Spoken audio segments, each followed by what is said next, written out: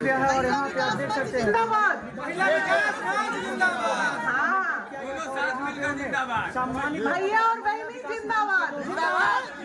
महिला लोग हैं, वो लोग मनीष कश्यप को देख रहे हैं यहाँ पे। हो जाएगा सब यहाँ पे कुछ पूरे 9 महीने बाद जेल से निकले थे जब उनसे एनएसए हटा था। और देखिए बीना मांझी खुद जो है उन्हें अपने अयोध्या का जो मंदिर है वो मंदिर का देकर उन्हें सम्मान कर रही है।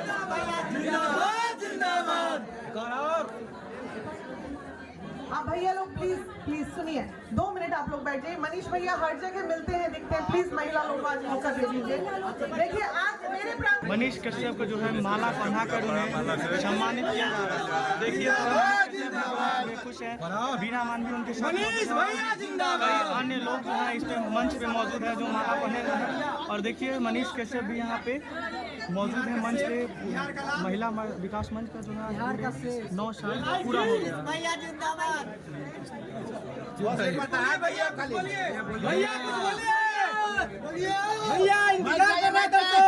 लोग इंतजार कर रहे हैं भैया। माइक में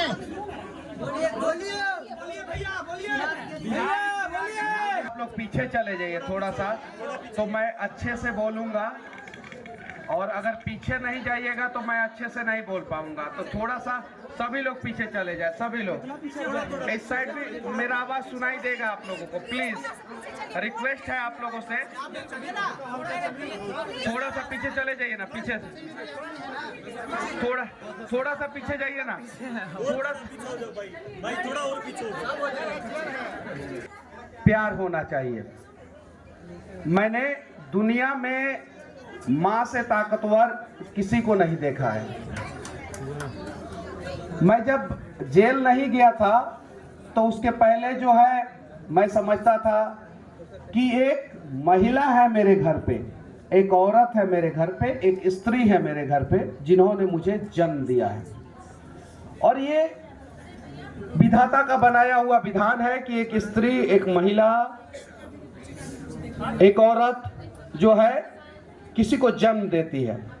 लेकिन जब मैं जेल में गया और 9 महीना जेल में रहने के बाद जब मैं वहां से निकला तो मुझे पता था कि मेरे घर में कोई स्त्री नहीं थी, कोई महिला नहीं थी, कोई औरत नहीं थी, वो मेरी माँ थी।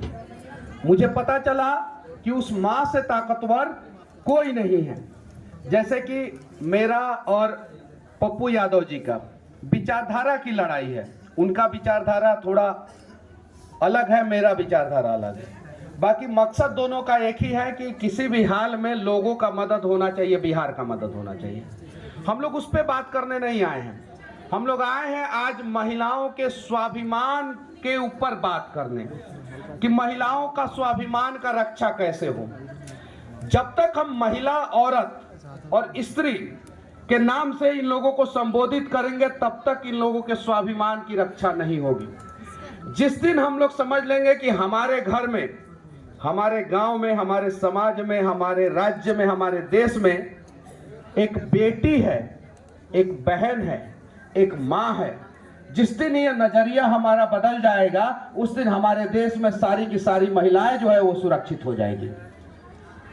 महिला, स्त्री और औरत, बेटी, माँ और बहन में जिस दिन बदल जाएगी उस दिन जो है हमारे देश के हर एक कोने में हर एक बेटी, हर एक माँ, हर एक बहन जो है वो सुरक्षित हो जाएगी।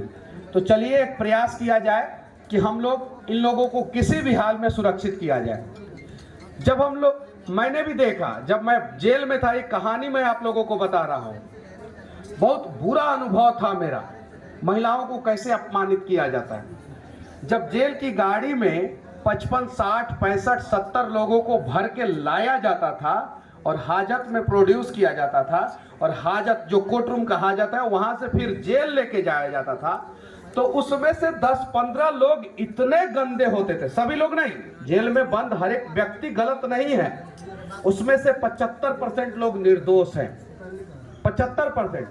लेकिन उसमें से 10-15 इतने गंदे होते थे, इतने गंदे कि पूरा रास्ता भर महिलाओं को गाली देते जाते थे, बहनों को गाली देते जाते थे, पूरा रास्ता भर बेटियों को गाली देते जाते थे। एक बार मनु महाराज जी ने गाड़ी को रुकवा के जो है उन लोगों का बढ़िया से व्यवस्था किया था, थाना में लगा के बढ़िया से व्यवस्था किया था।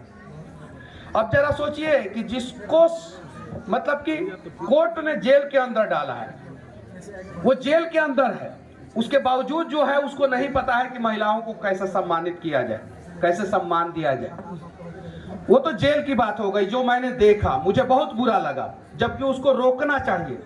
अगर मैं रोकूं तो फिर से कल कंट्रोवर्सी होगा और लोग कहेंगे कि मनीष कश्यप को जेल डाल दिया जाए। अगर आपको रियलाइज करना है तो कोर्ट से जो गाड़ी निकलता है गांधी मैदान तक आता है, आप लोग साइड में खड़े हो जाइएगा, देखिएगा कितने गंदे गंदे गाली देते हैं कुछ लोग। वो अलग चीज है। दिल्ली की बात हुई, उत्तर प्रदेश की बात हुई, बिहार की बात हुई, पूरे देश की बात हुई। हम लोग कहां खड़े हैं? हम लोग क्यों नहीं सम्मान देते हैं? जैसे उन्होंने कहा मजहब और धर्म के वजह से जो है महिलाओं को सम्मान नहीं मिल रहा है। नहीं, ऐसा नहीं है। हमारे धर्म में महिलाओं को